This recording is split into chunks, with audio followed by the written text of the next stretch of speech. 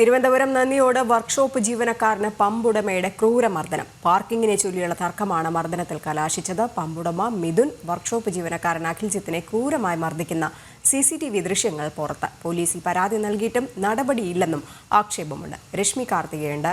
രശ്മി, അതിക്രൂര മർദ്ദനത്തിനുള്ള കാരണം എന്താണ്? ഒപ്പം പോലീസിൽ പരാതി നൽകിയെന്ന് പറയുന്നു. അവർ യാതൊരു നടപടിയും ഇതുവരെ എടുത്തിട്ടില്ലേ?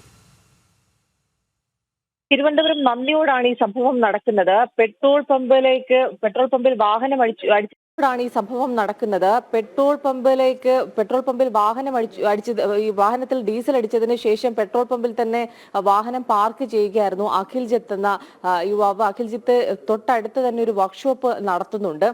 പക്ഷേ വാഹനം അവരുടെ മാനേജറുടെ കൂടെ അനുമതിയോടുകൂടിയാണ് അവിടെ സമീപത്തായി പാർക്ക് ചെയ്തത്. പക്ഷേ വൈകുന്നേരത്തോടു കൂടി വാഹനം മാറ്റണം എന്നാവശ്യപ്പെട്ടുകൊണ്ട് ഈ പമ്പിന്റെ ഉടമ മിഥുൻ അഖിൽജിത്തിനെ വിളിക്കുന്നു.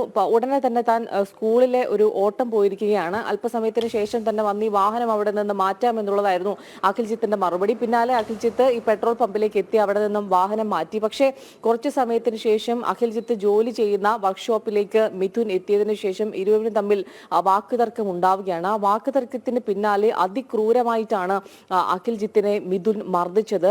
കരണത്തടിക്കുകയും നിലത്തിട്ട് ചവിട്ടുകയും ഉൾപ്പെടെ ചെയ്യുന്ന അതിക്രൂരമായി മർദ്ദിക്കുകയായിരുന്നു. ഇതിന്റെ CCTV ദൃശ്യങ്ങളാണ് ജനം TVക്ക് ലഭിച്ചിരിക്കുന്ന ദൃശ്യങ്ങൾ നമ്മൾ പുറത്തുവിട്ടിട്ടുണ്ട്.